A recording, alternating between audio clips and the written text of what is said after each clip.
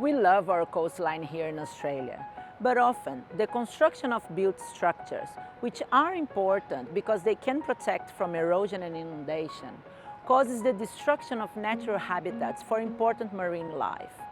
The net effect, unfortunately, is a loss of native biodiversity and the spread of pest species. My name is Mariana Pinto, and I'm a Scientia Senior Lecturer at UNSW Science. I'm also a co-founder and co-leader of the Living Seawalls. The Living Seawalls address the growing but often unrecognized problem of the biodiversity loss caused by marine-built structures. And it does that with habitat panels that mimic natural habitat features of our shorelines. The panels can be fitted in scalable mosaics onto built structures, creating home for important marine life. Barangaroo is an amazing harbourside location for everyone in Sydney to enjoy. When we were planning the design and development of Barangaroo South, we knew it was critical to protect and improve the conditions for native marine life. And this is why Lendlease commissioned the biggest installation of living seawalls in the world in Waterman's Cove. For this installation in Barangaroo, the Living Seawalls has developed new designs to suit the local environment. And the cool thing is that it's the only installation to date that includes fully submerged panels. Some of the panels were actually planted with native kelps, which were rescued from pilings that were undergoing maintenance at a nearby place.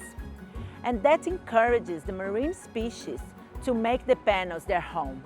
We are also lucky to have the support of Infrastructure New South Wales for further monitoring and research of this installation.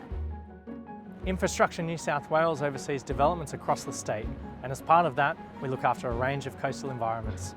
As we were keen to see the long-term impact the living seawall panels would have on Barangaroo, we partnered with Lendlease and Mariana and the rest of the Living Seawalls team, supporting the monitoring for 5 years.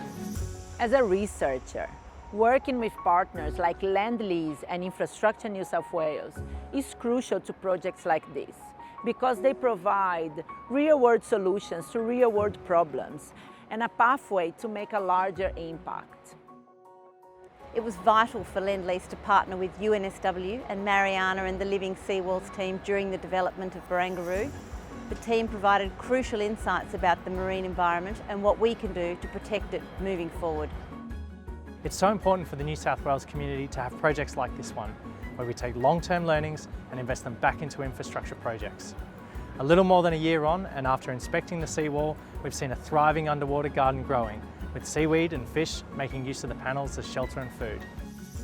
I love to walk through Barangaroo, and I know that this is the type of research our community can see and experience, and that the future of our marine environment is building with nature rather than against nature.